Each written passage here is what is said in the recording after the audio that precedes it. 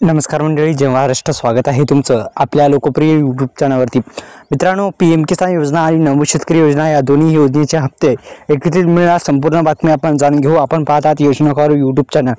तर प्रधानमंत्री किसान सन्मान निधी योजनेचा लाभ घेण्यासाठी शेतकऱ्यांना वेगवेगळ्या प्रकारची कामे करण्यास लावलेली होती. ती म्हणजे KYC असेल ही पूर्ण करायला लावली होती आणि अखेर शेतकऱ्यांच्या बँक खात्यामध्ये दोन्ही हप्ते एकत्रित मिळणार का? एकंदरीत 4,000 रुपयाचे अर्थसहाय्य आहे ते शेतकऱ्यांच्या खात्यामध्ये जमा होणार का?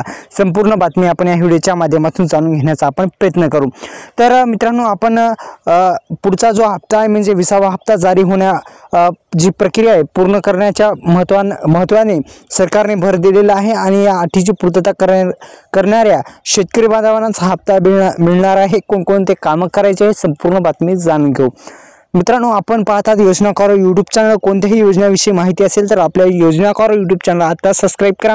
बेल आयकॉनला ऑल प्रेस करायला विसरू नका, जेणेकरून अशाच नवनवीन व्हिडिओचं नोटिफिकेशन तुमच्या मोबाईलवरती येत जाईल.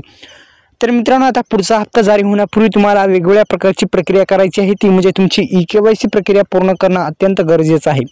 मित्रांनो, तुम्ही जर KYC प्रक्रिया पूर्ण केली नाही तर तुम्हाला येणारा हप्ता तुमच्या खात्यामध्ये जमा होणार नाही. त्या अनुषंगाने मित्रांनो, तुम्हाला KYC प्रक्रिया पूर्ण करणं अत्यंत महत्त्वाचं आहे. KYC प्रक्रिया पूर्ण केली नसेल तर करून घ्या. अत्यंत महत्त्वपूर्ण ही बातमी असणार आहे. मित्रांनो, प्रधानमंत्री किसान सन्मान निधी योजना ही भारत सरकारने समाजातील विविध घटकांना मदत करण्याच्या उद्देशाने सुरू केलेल्या अनेक उपक्रमांपैकी एक आहे. भारतातील लोकसंख्येचा मोठा भाग शेतीवर अवलंबून आहे.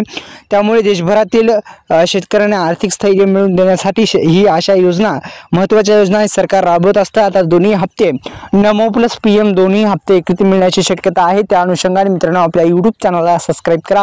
बेल आयकॉनला ऑल प्रेस करायला विसरू नका. धन्यवाद. जय शिवराय.